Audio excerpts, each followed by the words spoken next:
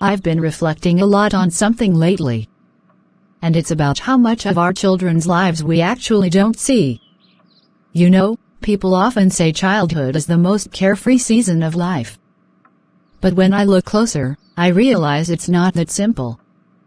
Behind the smiles, the games, and the laughter, so many children are quietly carrying burdens that no one notices. They wake up every day with worries, insecurities, and silent fears that they don't have the words to express. And what breaks my heart is that, many times, parents don't even realize it. We assume that because they're young, their problems are small. But in their little world, those problems are huge. For a child, being left out at school can feel like rejection from the whole world. Struggling with a subject can feel like a failure of their identity. Not feeling seen at home can feel like they're invisible. And they don't come to us to say it. Instead, they hide it. That's why I believe this conversation is so important. Because as parents, our job isn't just to provide food and shelter, it's also to see what our children are not saying. To notice the tears behind their smiles. To pick up on the small shifts that reveal deeper pain. The hidden struggles of children are real, and if we don't pay attention, we might miss the chance to guide them through their hardest battles. I couldn't agree more. And you know, one of the things I've realized is that children are masters at hiding. They hide because they want to protect themselves, but also because they don't want to disappoint us. They want us to be proud of them, to see them as strong and capable. So instead of admitting that they're hurting or confused, they cover it up. They laugh when they're supposed to laugh. They say I'm fine when they're actually struggling.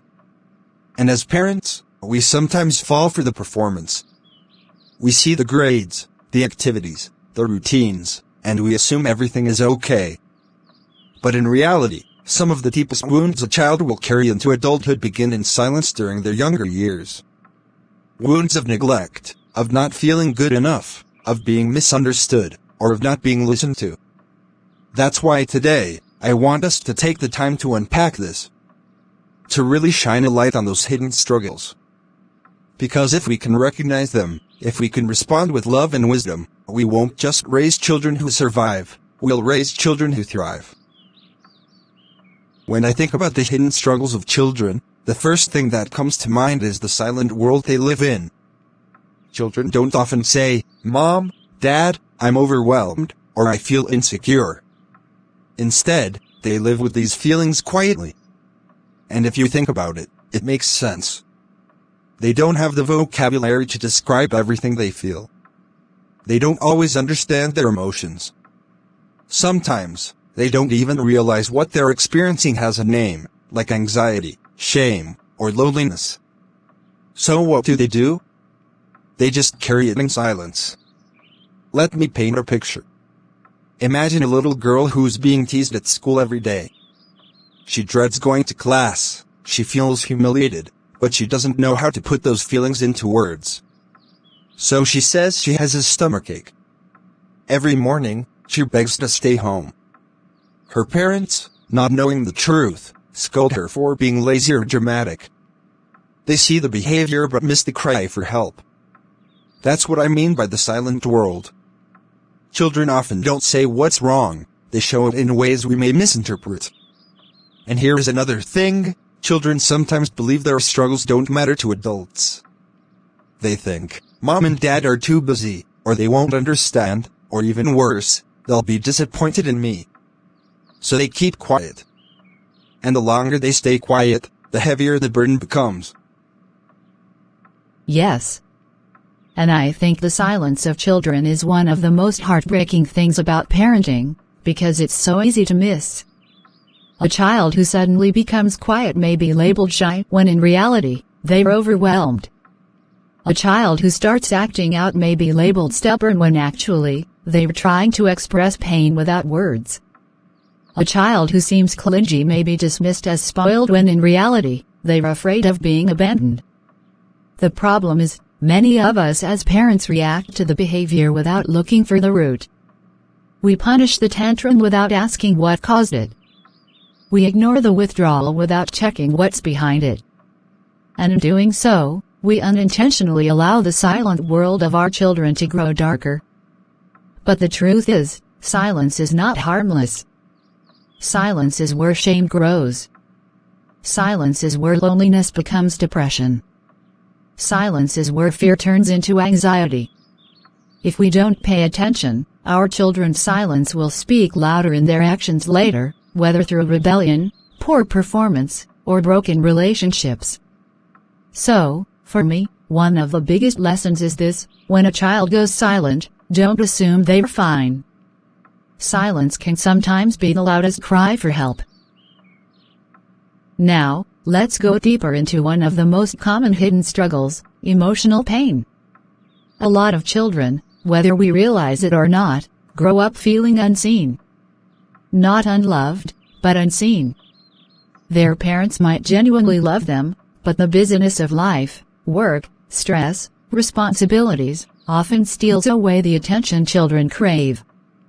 Think of how many times a child tries to share something, and we say, "Not now." A child draws a picture, eager to show us, but we're too tired to look. A child comes home from school ready to talk, but we're busy on our phones. To us, it's just one missed moment. To the child, it's a repeated message: "What I feel doesn't matter." And soon, they stop trying to share. They keep their emotions to themselves. They start believing that their inner world is not worth anyone's attention. Then there's fear. Many children carry silent fears: fear of failing exams, fear of not living up to expectations, fear of being compared to their siblings. Some fear rejection from friends, some fear punishment from parents, some even fear that they're not good enough to be loved. And because they don't want to appear weak, they hide it. They smile through it, but inside they're trembling. What makes this worse is when we, as parents, dismiss their emotions. How many times have we told a child, "Stop crying, it's not a big deal," or "You're overreacting"? To us, their pain looks small. But in their world, it's huge. When we minimize their emotions, they learn to minimize them too. They stop expressing. They hide. And in hiding, the pain grows. That is so true. And you know, what you said about fear really struck me. Children deal with so many silent fears. I've met kids who are terrified of exams, not because of the exam itself, but because of the pressure they feel at home. They fear being compared, they fear being scolded, they fear being seen as the one who failed. And that fear becomes an emotional prison. I remember a story of a young boy who didn't want to go to school. His parents thought he was being lazy. But after a long time, they found out he was being laughed at every day for wearing old shoes. Imagine carrying that shame, day after day, and not being able to tell anyone. That's the kind of emotional struggle children hide. And you're right, when parents dismiss emotions, it's like pouring salt on a wound. A child says, "I'm sad," and we respond, "You have food and a roof over your head, what are you sad about?" That child learns that their feelings don't matter. But feelings don't disappear when ignored. They sink deeper. They shape the child's self-esteem. This is why I believe emotional validation is one of the most powerful gifts we can give our children. Not fixing everything, not always having the answer, but simply listening and saying, "I hear you. I understand. It's okay to feel this way." That acknowledgement tells the child, your emotions are real, and you are not alone. And when a child feels safe emotionally, they become stronger, not weaker. One hidden struggle that's so common, yet so underestimated, is the pressure children face from academics and peers. You know, sometimes we think school is just about learning abcs and 123 seconds, but for many kids, it's a battlefield. Every test, every grade, every teacher's comment feels like a judgment of their worth. And if they struggle in one area, maybe math, maybe reading, they begin to see themselves as failures, even if they're talented in other ways. I've spoken with parents who can't understand why their child dreads homework time. They think the child is lazy. But if you dig deeper, you find that the child is overwhelmed. They're carrying anxiety because every mistake feels like a crime. Maybe they've been scolded too harshly for poor grades. Maybe they feel they'll never meet expectations. And instead of saying, "Mom, Dad, I feel pressured," they act out, or they withdraw, or they simply give up. And then, peer pressure adds another layer. Children want to belong. They want to be accepted by their friends. If they're different in any way, different clothes, different background, different abilities, they face ridicule or exclusion. The struggle to fit in is exhausting, and it creates stress most parents never see. Imagine a child who pretends to like something they hate just to avoid being laughed at. Imagine a child who changes their behavior completely because they want approval. That's pressure. That's a silent struggle. Absolutely. And you know, I think academic pressure is one of the most silent killers of childhood joy. So many children carry the heavy load of expectation, sometimes from teachers, sometimes from parents, sometimes from themselves. A child might score 85, and instead of hearing, "Well done," they hear, "Why not 100?" That message chips away at them. They start to believe, "I am only as good as my grades." And soon, they measure their entire self-worth by a number on a report card. The same goes for peer pressure. Children crave belonging. When they're excluded or mocked, it doesn't feel small to them, it feels devastating. A child who is laughed at for not having trendy shoes might feel ashamed of their entire identity. A child who isn't invited to a party might feel unwanted, unloved. We, as adults, may shrug it off and say, "That's life, toughen up." But for that child, it's a storm inside. The scary part is, some children never voice these struggles. They smile at home but cry in the bathroom at school. They pretend to be strong, but their confidence crumbles inside. And because we only see the outside, we miss the fact that the pressure is slowly suffocating them. That's why it's so important for parents to balance expectation with empathy.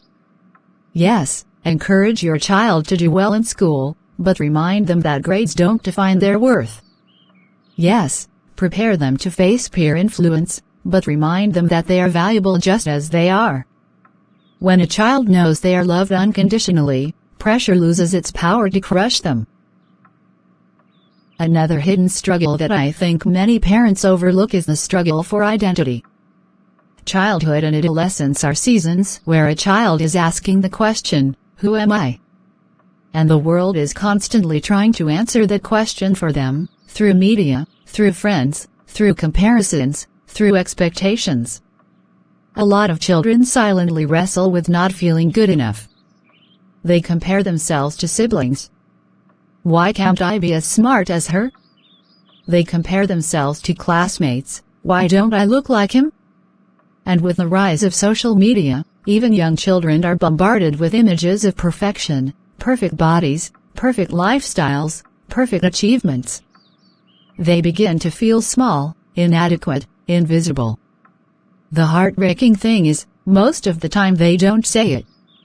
A child doesn't come home and announce, "I feel worthless." They just quietly carry it. They may start withdrawing, or they may become obsessed with impressing others. Some try to change themselves completely, how they dress, how they talk, because they're desperate to be accepted. You've touched on something very powerful.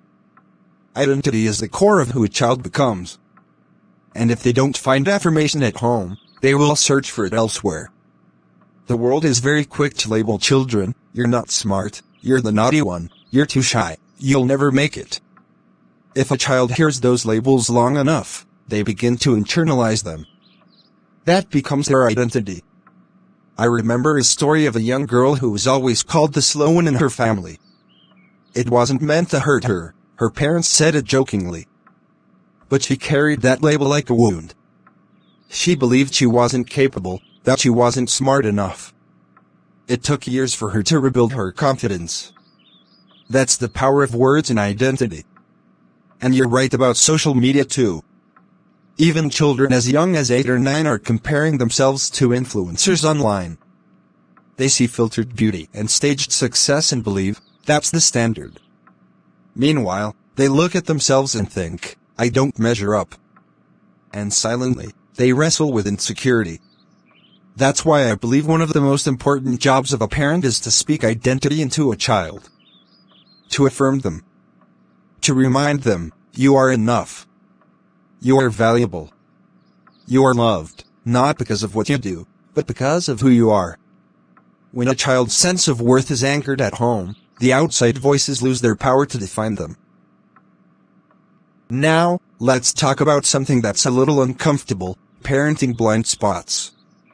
As parents, we love our children deeply, but sometimes our love is clouded by our own busyness, our own expectations, or even our own unresolved issues.